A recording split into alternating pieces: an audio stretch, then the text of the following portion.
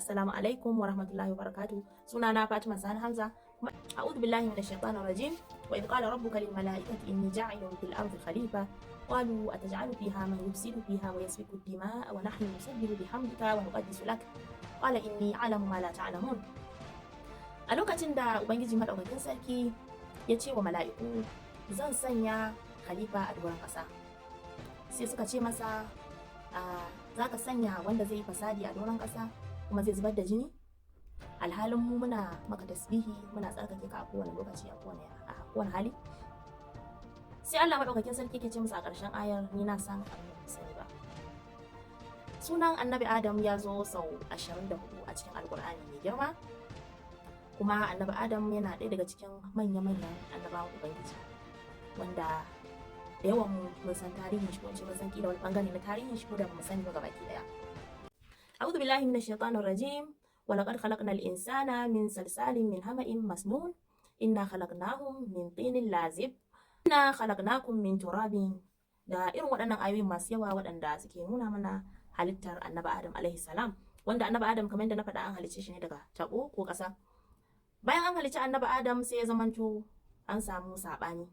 Iblis la'anatullahi alaihi sai ya ki masa sujada bayan duka mala'ikun Allah sun masa sujada da umarnin Ubangiji kenan. A lokacin sai Allah madaukakin sarki yake tambaye shi, kai me yasa ba za ka yi sujada ba? Sai Iblis yake cewa menene? Khalaqtani min narin wa khalaqtahu min tin. Wato ni ka halice ne daga wuta, tun da shi a ganin shi wuta kamar tafi daraja da kima da, sai a yake cewa ka halice ne daga wuta, shi ka halice shi daga tabu, don haka saboda me ni da ka halitta daga wuta zan yi wa abin da ka halitta daga ƙasa sujada? Wato yayi girman kai, yayi ɗagawa. A lokacin ne Allah yake cewa to tunda haka ne sai ka zamanto daga waɗanda aka kora kenan, tunda ka bijirewa Ubangiji.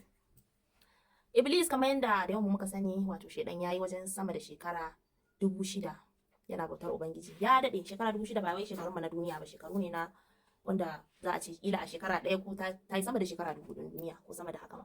Shekaru ne masu yawa.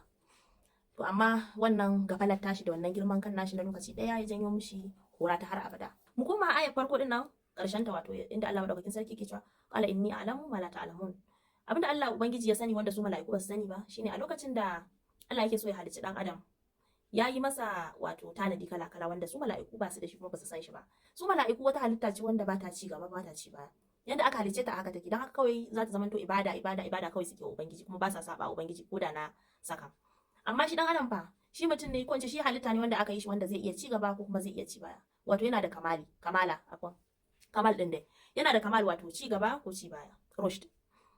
Da Ubangiji Allah ya halicci annabi Adam sai yake cewa a'udhu billahi minash shaitanir rajim wa 'allama adama al-asma'a kullaha thumma 'aradahum 'ala al-mala'ikati fa qala anbi'uni bi asma'i ha'ula'i in kuntum sadiqin. Sai Allah Ubangiji ya sanar da shi wasu ilimin muka da wasu sunaye. Sai ya ce ya kawo mishi wannan abin da ya sanar da shi din, sai annabi Adam ya kawo.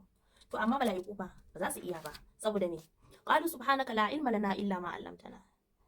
Sai abinda Ubangiji Allah ya sanya su akan iya haka suke tsayawa, ba sa ci gaba. Amma dan Adam fa yakan ci gaba da ƙarshe har ya ɗara mala'iku, haka nan yakan ci baya kamar da Allah ya gaya mana a ayoyi masu yawa Alƙur'ani, har ya zamanto ƙasa da dabbobi ma.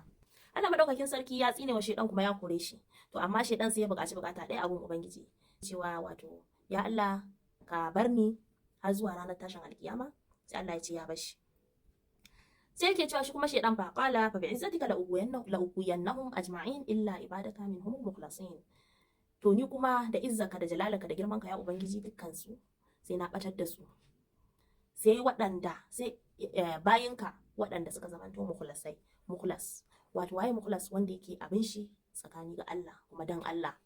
Duk abin da zai yi a rayuwar shi na duniya ne, abin ya shafi duniya ne ko abin ya shafi lahira ne, zai yi shi ne saboda Allah, ba don wani ba don ya samu wani abu ba don wani ya gani ba don wani ya yaba ba. Don haka mukhlas shine waɗanda kawai zai tsira, kunce su ne mutanen da za su kasance sun tsira daga sharrin shedan. Muna fatan Allah Ubangiji ya sa muna ɗaya daga cikin bayansa mukhlasai, waɗanda za su kasance suna aiki saboda shi, ba don ganin wani, ba don ganin gidan wani, kuma ba don wani abu ba.